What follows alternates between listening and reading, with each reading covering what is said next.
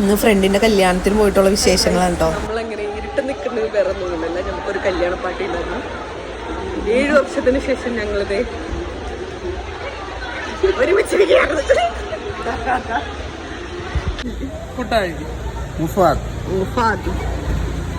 അങ്ങനെ 7 കൊല്ലത്തിന് ശേഷം ഞങ്ങൾ കാണുകയാണ് ഗായ്സ്. കൂട്ടുകാരി ഇവിടാണോ മാഷൻ എന്നെ വിളിച്ചിട്ടുണ്ടായിരുന്നു കൊടുക്കാൻ പറഞ്ഞു.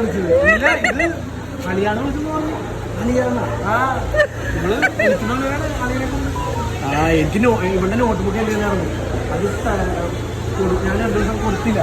അത് ചോദിക്കാൻ വേണ്ടിട്ട് വിളിച്ച് എവിടെ നീ നോട്ട് ബുക്ക് കാണാന്നൊക്കെ പറഞ്ഞു. ഇക്കാക്കയുടെ പുത്രിയാണ് അത് പോയി.